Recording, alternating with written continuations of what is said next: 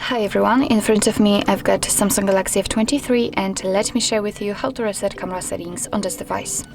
So first of all, let's open the camera app, and I really hope that you can see those grid lines. I've applied them before I've started recording, and it is because I'd like to show you the actual visual evidence that the reset option will work.